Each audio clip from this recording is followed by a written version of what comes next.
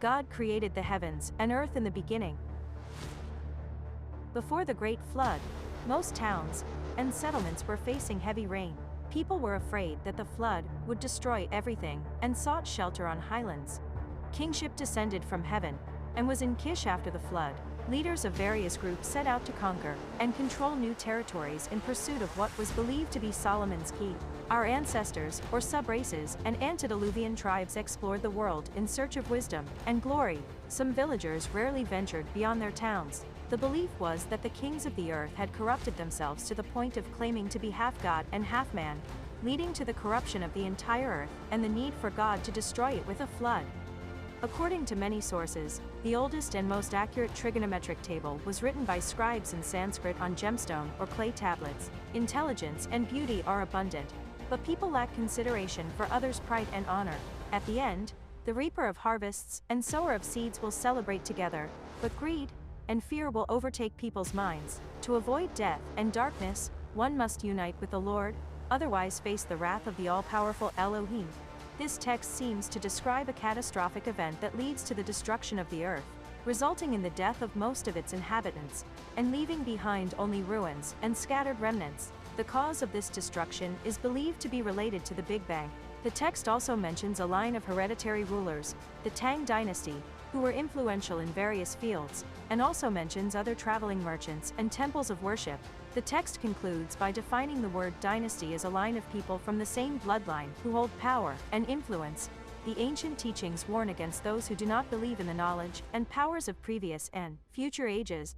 Those who do not heed the warnings will face punishment. The knowledgeable person will guide the deserving, but those who are unmotivated or undeserving will be left behind. According to the texts, a catastrophic event will occur, causing the earth to be covered in fire, and the ground to rise. A bright light and terrifying winds will be seen and heard, leading to the destruction of the land, and the drowning of all remaining traces of the past. This event will result in widespread death and destruction, with only a few survivors left to remove the debris. The younger sister of the earth, referred to as the planet Earth, was destroyed and is believed to have been the result.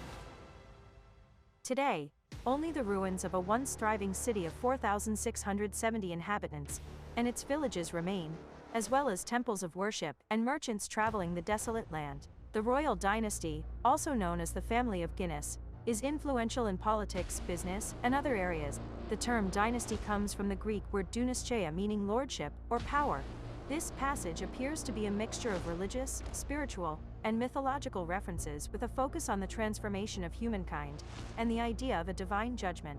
The Elohim, seen as a powerful deity or group of deities, are responsible for wiping out mutated species and guiding the next evolution of humankind. It is also mentioned that there is a hierarchy of kingdoms and realms, and that a person's wealth or knowledge may affect their fate in the afterlife. The final lines describe a beautiful, celestial world filled with stars and pillars supporting the sky. The human species, Homo sapiens, has existed for around 40,000 years and has been preserved due to God's grace. Without it, the modern human race would have perished long ago. Despite this, humanity still faces challenges and the fear of ruining itself. However, the hope for redemption was foretold in the Garden of Eden, when God stated that there would be enmity between the serpent and the woman, and between their offspring. The Redeemer shall strike the serpent on the head, and the serpent shall wound the Redeemer on the heel. According to ancient beliefs, humanity was in danger of being eradicated from the planet due to sin. However, it was preserved through divine grace and awaits redemption as foretold in the Garden of Eden in Genesis 3:15. God promised to put enmity between the serpent and the woman, and between their offspring, with the offspring ultimately defeating the serpent. I once made a deal with the devil for high-level expertise and talent, but I soon realized it was a mistake. I signed my soul away without fully understanding the consequences, and soon found myself in limbo, the transition between life and death. To regain my soul, I had to journey through the 7 realms, relying on universal rules and spiritual wisdom to guide me. I eventually reached heaven and was given a crucial mission. Despite the warning, I retrieved my soul from the grasp of a demon priest and will soon return to Earth, reborn and transformed. I will observe what remains unknown and bring forth a new story to light. The idea is that the planet is like a field, and a seed of happiness and gratitude has been planted in the heart. When the fruit is ripe, it can be harvested and one can return home, to the spiritual realm where they belong. The gates to the kingdom are open, and the path to the goal is clear, the words onward to the goal in sight. Soon thy beauty be well, and behold, express the hope for a better future. The phrase Father who art in heaven is a reference to God, and the speaker is asking for his will to be done, both on earth and in the spiritual realm. The speaker gives thanks for blessings and salutes the newly brought Messiah. They hope to be seated on thrones with loved ones and friends, and to feast together. The phrase the seventh circle of the Nebuchadnezzar refers to the seven rings, or realms that connect earth to the spiritual planes of existence. The idea is that the reign of the monarch will begin soon, and that they will have a long life. The speaker asks for armor, a sword, and a shield to protect them from evil. The divine beings are referred to as Elohim and Anu, the highest of all. The term ether refers to a rarefied substance that was once believed to permeate all space, and to be the medium that carried light and other electromagnetic frequencies. The idea is that the speaker's sword will conceal all evil and send it back to hell. The phrase spare the rod and spoil the child is a reference to the idea that children need discipline to behave properly. The speaker mentions the rumors that they are a blasphemer, but says it is not true. They mention a tendency among certain groups to have a strict interpretation of religious scriptures and a strong sense of in-group and out-group.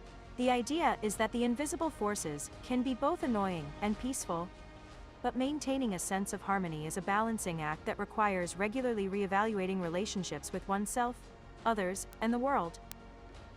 The speaker says that the physical body is a reflection of the spiritual emotions, and that it is possible to change one's life for the better. However, it requires truly knowing oneself